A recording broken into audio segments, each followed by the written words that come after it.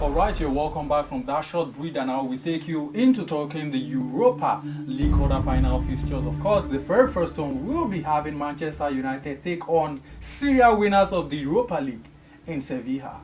Of course, Sevilla, they are the serial winners in the Europa League. Of course, during the days of Unai Emery. Well, but then they've totally lost it.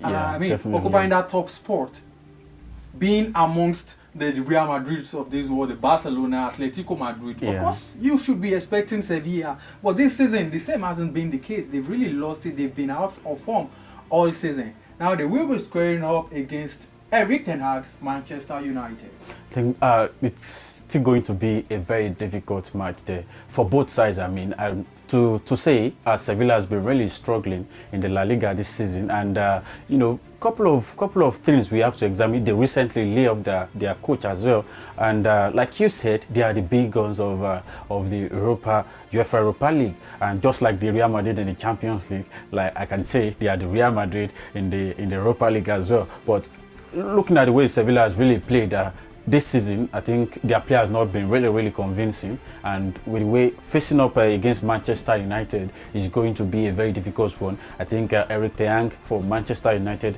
has really rejuvenated Manchester United this season, and you could see how well they have been playing to some reasonable extent. Not all their matches, but to a convincing way. Erik ten Hag Manchester United have been really good this season, and to look at don't you think in recent times, Manchester United have really dropped the mojo in which they are known to basking with at the earlier stage of the season?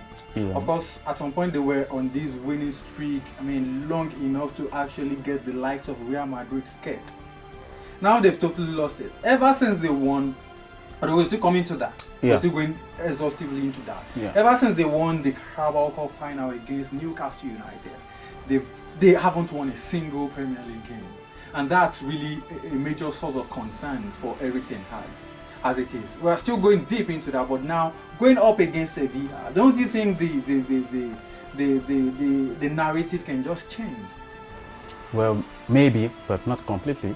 But because looking at the way things are, Manchester United, I think, like you said, since they won the Carabao Cup, they have not been really fantastic, and they have not won any Premier League game, like you said. But I do feel at some point they could, couple together and, rise again to the challenge when it comes to playing the competition. Erik ten Hag like playing competition like that, and you could see how far they have gone right from the group stage and up to this moment. They were able to defeat Barcelona.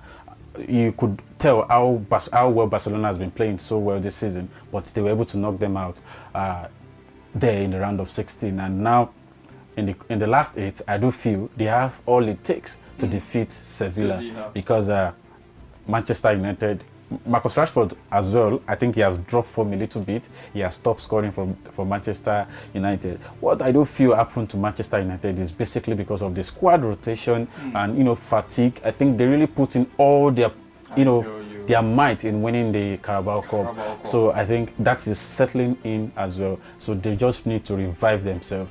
Maybe a win can get them back on track for them. Well, all right, let's just keep our fingers crossed to see what becomes of the outcome of that one. Another match we're going to be taking a look at is Juventus actually breaking tackles. European giants, Italian Serie A giants, and at some point in the season they were actually docked 15 points. And now to even imagine they are just below the UEFA Champions League spot by just a couple of points is amazing. They never lost their head. They are still actively in the race. And that's really enviable from the work the manager has done right there. Yeah, for me, I think I really commend the players, the managers, the backroom staff for doing so well.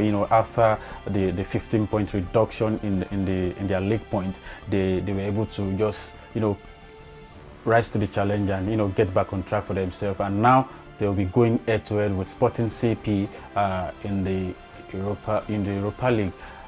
For me, Sporting CP they defeated Arsenal before they got to this stage. I think they are a very strong team going head-to-head against Juventus. But as it stands on paper, Juventus are the better side. Well, another match we're talking about is Jose Mourinho's AS Roma going away for the first leg to tackle Feyenoord as it is. Well, maybe not much to talk about Feyenoord, Yeah. but trust Ozembo Videos has to be this fantastic side anytime, any day. The likes of Tammy Abraham, Paulo Dybala, not forgetting Mkhitaryan. At some point, yeah, when I saw him, I was still surprised, like, oh wow, this guy still plays for this team. So let's just see the best they are going to be coming up with against Feyenoord in the Uefa Europa League quarterfinal stage. Well, that's that about that. I think the last match should be against Bayern USG Leverkusen. and Bayern Leverkusen. Exactly. Well, that's just one football fan can just use to while away time. Yeah. While we know who progresses into the semi-final stage of the UEFA Europa League 2022-2023 season.